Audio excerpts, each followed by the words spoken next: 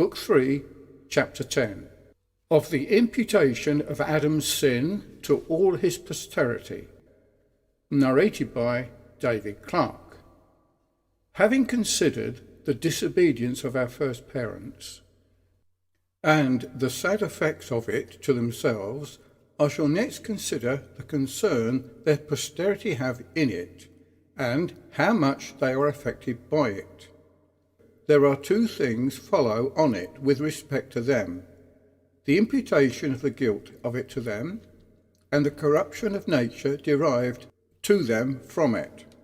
I shall begin with the first, as being previous to the other, and the foundation of it, and which is expressed in very strong terms, Romans 5:19. For as by one man's disobedience many were made sinners. The apostle is upon the doctrine of justification by the righteousness of Christ, and whereas it might be difficult in the minds of some how any could be justified by the righteousness of another, and he had to do it greatly with the Jews as well as the Gentiles, the former of which might better understand the doctrine of imputation of Adam's sin to his posterity, or how all men are made sinners by his sin, than the doctrine of justification by Christ's righteousness.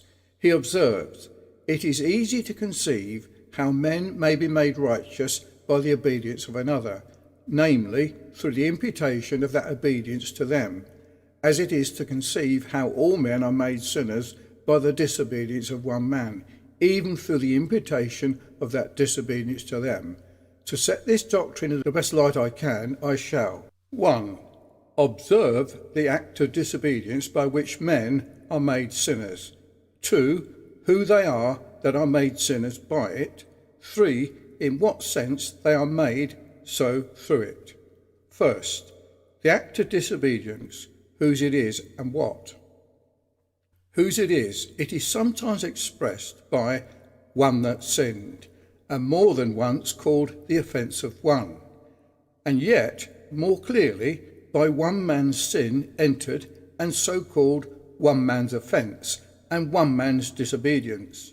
For it is not the sin of one of the apostate spirits by which men are made sinners, but the sin of one of their own species, one of the same nature, even the common parent of all mankind, who is expressed by the name.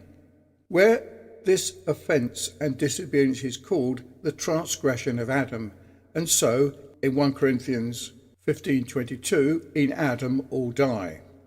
Being all in him, and having sinned in him, death comes upon them for it. But then, this is to be understood of Adam, not to the exclusion of Eve, who was also in the transgression and first in it, and was the mother of all living. They both have the same nature, the same appellative name, man, the same proper name, Adam. Where of the same nature? Nay, Eve was formed out of the rib of Adam, was flesh of his flesh and bone of his bones, a part of himself, and by their marriage relation became one flesh. They had the same law given them, which forbid the eating of the fruit of the certain tree. The same covenant was made with them, and they were both guilty of the same act of disobedience, and had a sentence of punishment pronounced on them both, and did not rest on their persons only, but is common to all their posterity, and still continues, which shows that their posterity, had a concern in their act of disobedience, in the guilt of it, since they share in their punishment, as all the sons and daughters of Adam and Eve do, as in the toil and labour of the one, and his return to the dust, so in the pains of childbearing, and in the other, and subjection to man. 2. What this disobedience was, which appears from what has been already said, it was disobedience to the law and will of God, in eating the fruit which he had forbid.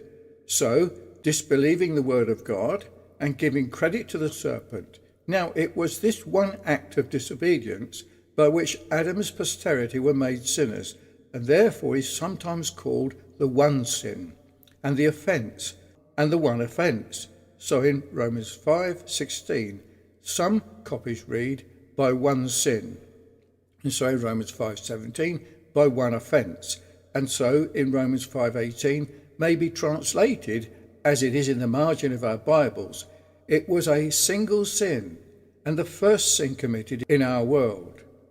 I say in our world